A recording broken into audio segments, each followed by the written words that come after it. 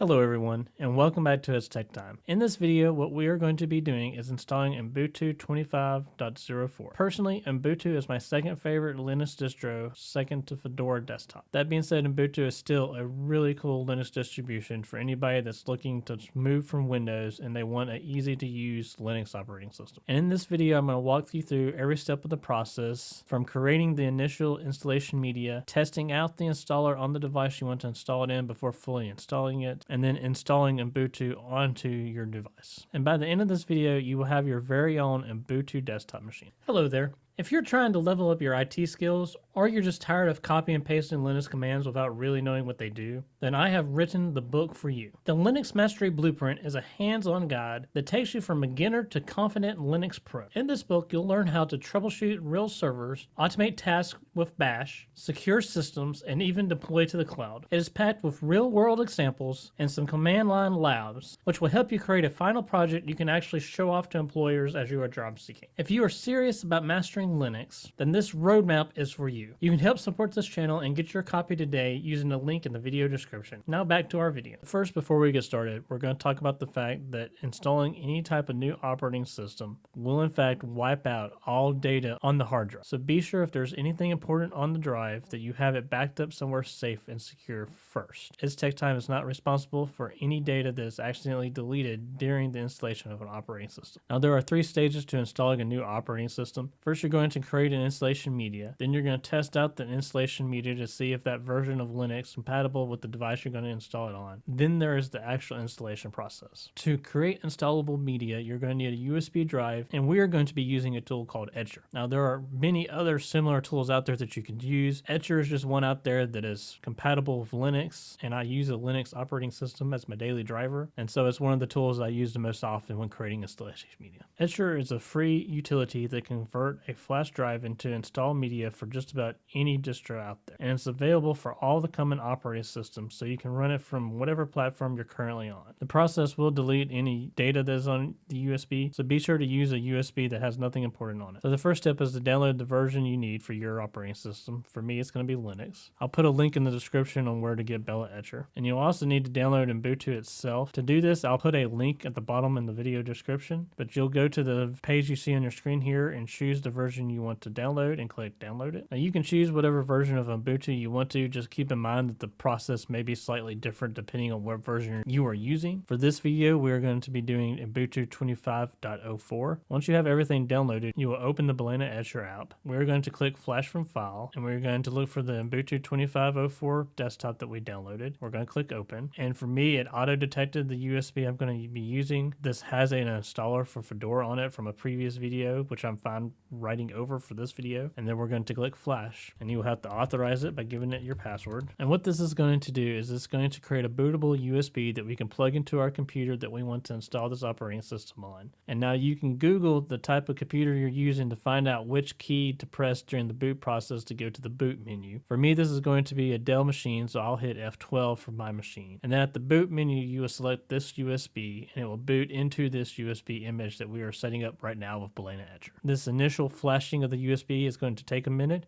so I'm going to pause the video.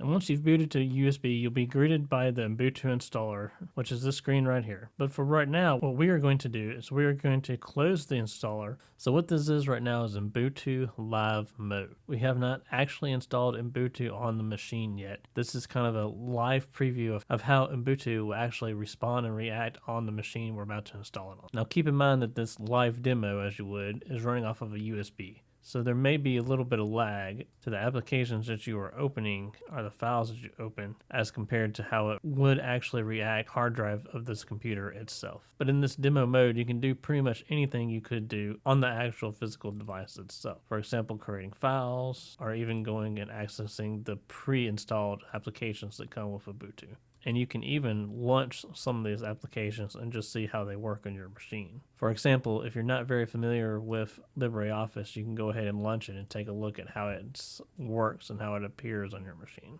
And one thing that I recommend you go ahead and test on any machine that you install Linux on is that if you have a Wi-Fi capable machine, you come up here and look and see if it shows the Wi-Fi card working in any Wi-Fi networks available. And if it does, you go ahead and connect to your Wi-Fi network and see if you can actually get an internet connection. Now, this machine I'm installing on does not have a Wi-Fi card, so the only option I have is this wired connection. But I'm still going to test it out by opening up Firefox over here and then clicking and opening some web pages and seeing if it's actually opening. And it looks like I'm getting an actual internet connection. Now, while I'm here, the second thing you should always check is make sure your audio is working before you install Ubuntu. And you can do that by simply clicking on any of these videos here and seeing if you're actually getting audio from the video or not. And in my case, I am getting audio, so I know audio is fine.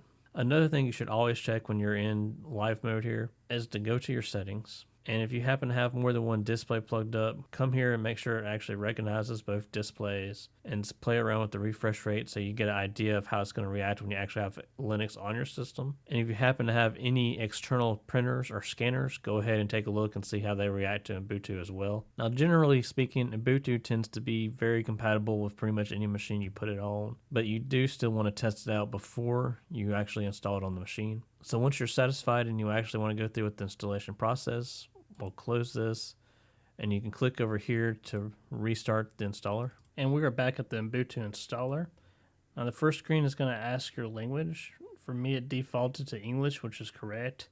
If you're using something other than English, you can scroll up and down to choose your language and then click next. And then you're given the option to go ahead and set some accessibility settings inside of Ubuntu if you need to. You can just simply click on one of these and change the settings as needed. I don't need to edit any of these right now, so I'm going to click next. Then it wants you to choose your keyboard layout. Mine defaulted to English US, which is correct. And you can scroll through these and change yours if you need to. It also gives you a little test box to test typing something out in if you need to. And then click next.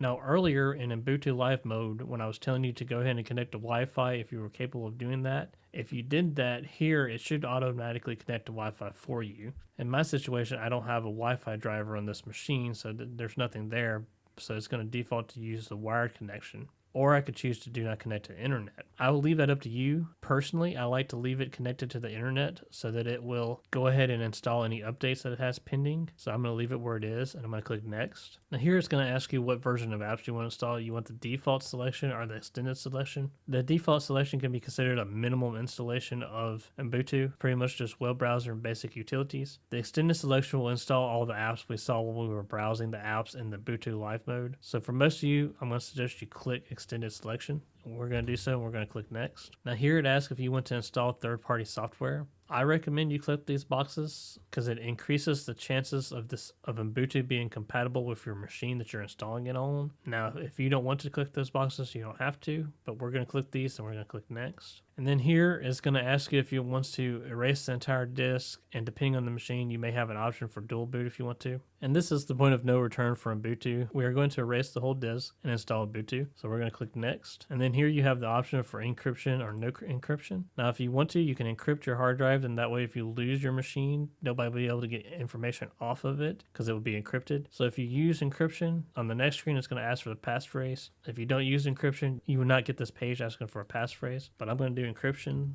and give it a super secret password. And then there's a warning about be sure to store your passphrase somewhere safe. I mistyped something.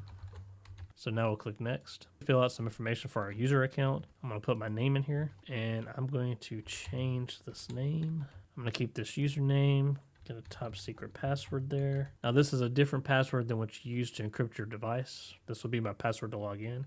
And I'm going to leave it selected to require my password when I log in. And I'm going to click next. Then it wants you to choose your time zone. It got pretty close to min, so I'm going to leave it where it's at. But if you need to change your time zone, you simply can click on the map as close to it as you can to change it. Or you can actually just type in here and do a search. But I'm close to Chicago, so I'm going to wait there. And I'm going to click next. And then it's going to give you an overview of what it's going to do before actually installing. We're going to click install because we're ready for it. And this is the actual installation process of Ubuntu on your machine. So I'm going to pause the video because this could take a minute. It'll ask us to remove the installation media and click enter. And if you chose to encrypt your drive like I did, it's going to want that encryption password before it fully starts up. Now that it's booted up, I'll click on my username, sign in with my super secret password. And the first time you boot up into Ubuntu 25.04, you're going to be met with this welcome screen here. And you can click next, and it'll ask you if you want to share data with Ubuntu or not. I'm going to leave it checked yes. You might want to check it no, but if you're curious on what data they're sharing with Ubuntu, you can click show the first report here. And if you scroll that, it's pretty much just information about the physical machine itself. There's no personal identification information in this report that I can see. So I'm perfectly fine leaving it as yes and clicking next. It's going to pop up about updates. Being a first install, I do suggest you install updates, but first I'm going to show you how to install apps in Ubuntu. Instead of going through here, I'm going to click finish, and I'm going to come over here to the App Center. And then here you can browse through apps based off their category, or you can search for an app, Spotify for example, and then you can click install, and it's going to want authorization. And let's see if I can get the password right. All right, and it looks like Spotify has finished installing. You can open it straight from here, or you can close it and go to your All Apps panel and search for Spotify and open it from here. And I'm not going to sign into my Spotify account, but I just wanted to show you how to install apps, because you can install as many apps as you want to on your device as long as you have the hard drive space for it. And then the last thing I'm going to show you before closing out this video, if you open back up the Apps Center and go down to Manage, this is where you can run updates on your installed apps. So you can click Update here, authorize it, and it will run the updates in the background for you. So that's pretty cool, and I hope you've enjoyed it. If you're somebody just coming over from Windows and you're new to Ubuntu, Ubuntu is a really user-friendly Linux version for you to try out there. I hope you really enjoy it. And if you go back to Show Apps, the first thing in your app menu here is additional drivers. And right now it says I have no additional drivers. That means that everything on my machine is fully compatible with Ubuntu. But if you're having compatibility issues with a new piece of hardware, you can open up this app and it will check for drivers, third-party drivers for you for the app, for the hardware that's just been installed. And that's another really handy feature. And there you go. We successfully installed Ubuntu 25 on your computer. And if you're somebody that just switched over from Windows and have no Linux experience whatsoever, then Ubuntu is a really user-friendly Linux operating system that you should enjoy. I thank you so much for watching this video. Please be sure to hit the like button down below if you've got any use out of this video whatsoever, and share this video to help this channel grow. It really helps us out more than you realize. If you have any questions and comments, feel free to leave them down below. I read every one of them and I try to respond to as many of them as possible. And as always, click that subscribe button so that you're notified whenever a new video is released. And I will see you guys in the next video.